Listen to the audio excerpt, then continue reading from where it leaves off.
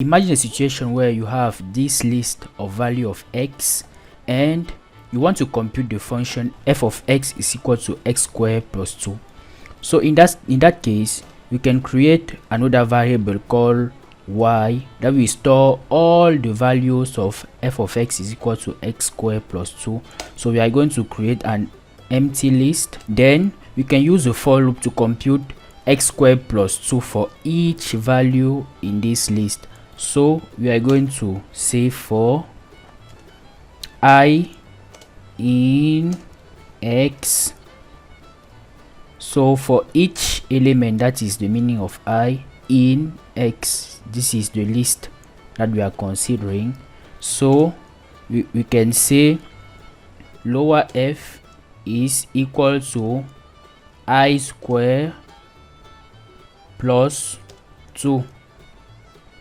So that's how we can write it, and then we can append the value of f. So we say y append, and we can append the value of f to y. So if we go out of the for loop and if we print the value of y, let's see the result. So you can see we have obtained the value of f of x is equal to x squared plus 2 for each value of x in x list. This code works, but we can write it in a more static way by using what we call list comprehension. So instead of doing all of these in 3 rows, I can directly come here in y list and I define all of these functions. So this is how I will say it. I can directly say f is equal to I square. I cut this and I paste in the list, and I say for I in x, so I paste it, and I can erase this because it's no more used. I don't need to define f anymore in this case because it is directly in the list. So this is what I say, that y is directly equal to a list of I square plus 2 for I in this list.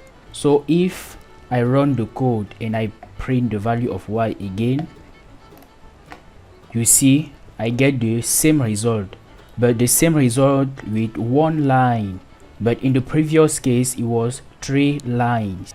List comprehension is the way to write the code in a nice and rapid way.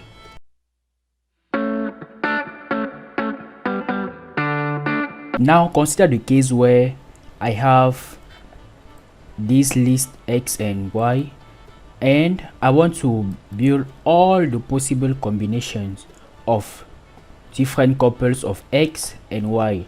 So I want to introduce a new concept called nested loops.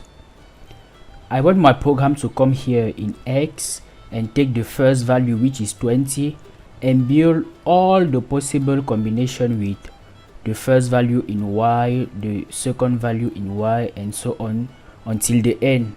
And then it takes the second value in x and build the all possible couples with first, second till the end, and behave so till the last value in x list. This is one way how we can write the code. We can say for each value in x, so we can call that value anything, like for k in x, and for maybe we can call it j in y. What happened? So we should ask the program to print the, I can say print, I open the parentheses. Now I put another parenthesis because I want the values in parentheses. This first parenthesis is to paste the argument of the print function, and now the second parenthesis is what it will print with the different couples. So I want it to print k and j. Now let's understand the code. It says that come in the list x and you take one value, then you execute all what is down, and the Python understand that it's going to execute all what is down because of this for space. So it will take the value of 20, for example, the first value here, and it will execute all of these, meaning that it will come here and take the value of j in y. So it will take the first value, the list y, and it's going to print k and j, and then it's going to come back on this line and take the second value of j, print k again, the same value of k with the second value of j, and it's going to do all of this until the list while is finished.